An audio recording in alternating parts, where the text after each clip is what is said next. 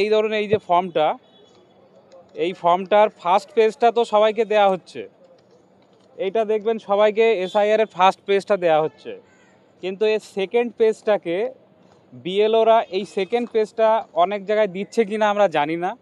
জিজ্ঞাসা করলে বললে তারপর দিচ্ছে, জিজ্ঞাসা করলে বললে তারপর এই সেকেন্ড পেজটা দেওয়া হচ্ছে। এই সেকেন্ড পেজের যেটা মেন প্রশ্ন হলো জন্মগত নাগরিকত্ব।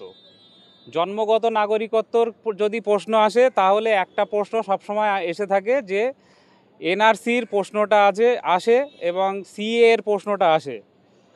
এখানে যেটা বলা আছে যে জন্মগত নাগরিকত্ব আমাদের কনস্টিটিউশনের আর্টিকেল 5 to 11 এই নাগরিকত্বর প্রশ্নটা মানে নাগরিক কারা তারা 5 to 11 এটা বলা আছে। তারপর 1955 কে টার্মিনেশন হবে, কে নাগরিকত্ব থেকে বাদ যাবে, কে এর নাগরিকত্বের মধ্যে ইনক্লুড হবে তাদের কথা বলা আছে।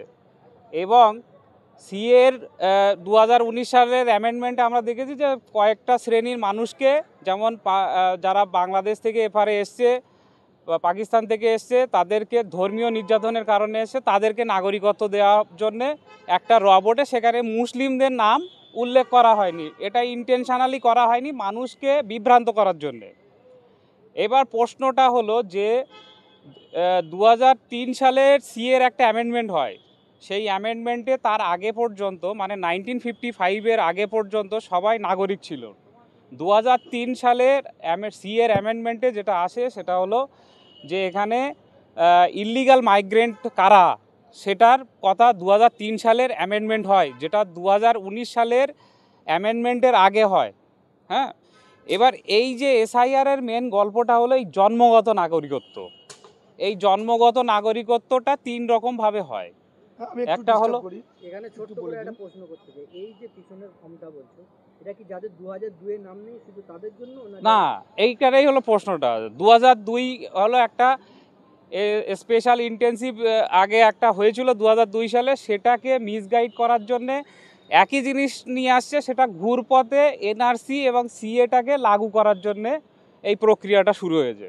এবং কেন এই প্রক্রিয়া জন্মগত নাগরিকত্ব, এই সেকেন্ড ফেজের গল্পটা আপনারা যদি দেখেন তাহলে এখানে 3টে ফেজে মানে জন্মগত নাগরিক আসছে। আমি একটু প্রশ্ন করি এই ব্যাপারে, আপনার কাছে সুবিধা, জনগণের আপনাদের সুবিধার জন্য আমি যেটা করছি যে দেখুন, আজ পর্যন্ত যা প্রচারিত সারা ভারতবর্ষে সেটা হচ্ছে 1950-এর 26শে জানুয়ারি থেকে 1987-র মধ্যে জন্মগ্রহণ করলে যে কেউ ভারতবর্ষের জন্মগত নাগরিক, এটা সবাই জানে।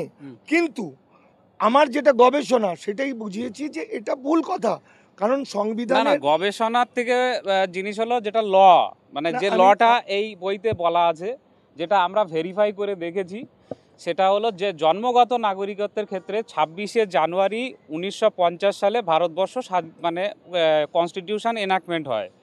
তারপর থেকে 1 জুলাই 1987 পর্যন্ত যারা মানে ইরিসপেক্টিভ অফ মানে বিদেশি, ধরুন তাদের বাবা মা উভয় মানে বাংলাদেশ থেকে পাকিস্তান থেকে পুরো ভ্যালিড ডকুমেন্টস নিয়ে এসে তারা যদি জন্মগ্রহণ করে তারাই নাগরিকত্ব পাবে। মানে বৈধ বিদেশিরা যে কেউ এলে হবে না, যে কেউ এলে পাবে না, বৈধ বিদেশিরা। তাহলে এই জায়গাটা আমার প্রশ্নটা থাকে, এই যে বৈধ বিদেশিরা যেটা এই ফর্মে যেখানে লিখছে, দেখুন ভারতের বাইরে জন্মগ্রহণকারী, তার মানে এটা বাংলাদেশ পাকিস্তানের কথা বলা হচ্ছে। বিদেশে অবস্থিত ভারতীয় দূতাবাস কর্তৃক জারি করা জন্ম নিবন্ধীকরণের শংসাপত্র পেশ করুন। কজনের কাছে আছে আমি জানি না। 2, এটার মধ্যে বলছে, আরেকটা বলছে যারা নিবন্ধকরণ বা স্বাভাবিকরণের মাধ্যমে ভারতীয় নাগরিকত্ব অর্জন করেছেন, ন্যাচারালাইজেশন বা বাই রেজিস্ট্রেশন সিটিজেনশিপ সার্টিফিকেট পেয়েছেন, মানে এই সার্টিফিকেটটা পেয়েছে। এই সিটিজেনশিপ সার্টিফিকেট পাওয়ার লোকের সংখ্যা পশ্চিমবঙ্গে খুব কম। তাহলে আমাদের কাছে হিসেব হচ্ছে যে তারা কেউ দেখাতে পারবে না। এবার সেকেন্ড যে পার্টটা আছে সেটা হলো বাইরে থেকে যারা বৈধ পথে 1950-এর 26শে জানুয়ারি থেকে 1 জুলাই 1987 পর্যন্ত যারা এখানে পাসপোর্ট ডকুমেন্টস নিয়ে এখানে এসছেন, দীর্ঘদিন ধরে আসছেন, তাদের বাচ্চা যদি ভারতবর্ষের মাটিতে জন্মগ্রহণ করে তারা হলো নাগরিক ফার্স্ট। এবং এই ডকুমেন্টটা দেখিয়ে দিই। এই ডকুমেন্টস, এই ডকুমেন্টে বলছে 53-তে মাইগ্রেশন সার্টিফিকেট নিয়ে এসছে। হ্যাঁ, তাহলে যে মাইগ্রেশন সার্টিফিকেট নিয়ে আসেনি তাহলে ইলিগাল মাইগ্রেন্ট। এবার এটা হলো ফার্স্ট পার্ট গেল। এবার সেকেন্ড পার্টের যেটা আছে সেটা হলো 1 জুলাই 1987, মানে 1987 সাল থেকে 3 ডিসেম্বর 2004 সাল পর্যন্ত তাদের মধ্যে হয় তার মা অথবা তার বাবা যদি কেউ একজন বাংলাদেশি হয়ে এখানে আসেন, বৈধ বিদেশি আর একজন এপারের লোক। হ্যাঁ, সেটা পরে আসছি। যদি বৈধ বিদেশি, ধরুন আমার মা হলো ভারতীয়, আমার বাবা যদি বাংলাদেশ থেকে পাসপোর্ট ভিসা নিয়ে না ছাড়াই এখানে আসে, তাদের ক্ষেত্রে যে বাচ্চাটা জন্মগ্রহণ করবে সেটা হলো ইললিগাল মাইগ্রেন্ট। ঠিক আছে, সেটা কোন আইনে বলা হয়েছে? 2003 সালের সিএর অ্যামেন্ডমেন্টে আছে। আগে ছিল 1955-এর পরে, মানে সময় পর্যন্ত সেটা ছিল যে সবাই নাগরিক, এখানে মানে বৈধভাবে যারা এসছে সবাই নাগরিক।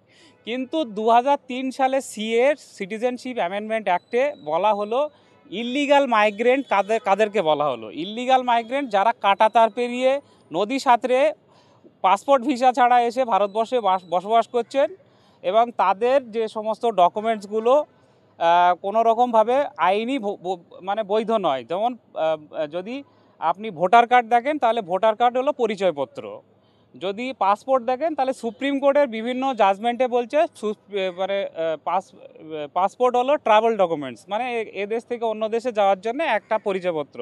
আর আধার কার্ডের পেছনে তো লেখাই আছে যে আধার কার্ড নাগরিকত্বর পরিচয় নয়। তাহলে সেই সমস্ত জন্মগত লোকেদেরকে ওই ডকুমেন্টসগুলো দেখাতে হবে এবং সেই পুরো জিনিসটা এই বইতে পুরো স্পেসিফিক্যালি আমরা এটা ভেরিফাই করে দেখে সমস্ত তথ্য কিছু সব মানিকদাকে দেওয়ার পর মানিকদাও এই পুরো বিষয়টা নিয়ে এটাকে ভেরিফাই করে এইটা বইটা লেখা হয়েছে। এটা হলো সম্পূর্ণরূপে ঘুরপথে এনআরসি এবং সিএকে চালু করার চেষ্টা করছে, মানুষকে থার্ড গ্রেডেড সিটিজেনশিপ করার চেষ্টা করছে, আরএসএস বিজেপির এজেন্ডাকে প্রচার করার চেষ্টা করছে। আপনি যদি গোল ওয়ালেকারের we are our nationhood defined বলে বলা হয়, তাদের প্রিফেক্সে লেখা আছে যে ভারতবর্ষের যে সমস্ত মানুষ যারা মানে অ্যাপার্ট ফ্রম হিন্দু, খ্রিস্টান, মুসলিম, এদেরকে তৃতীয় শ্রেণীর নাগরিক করার জন্য চেষ্টা হচ্ছে। এবং এই যে এসআইআরে ঘুরপথে বহু সাধারণ মানুষ যারা বৈধ নাগরিক তারাও বাদ যাবে এবং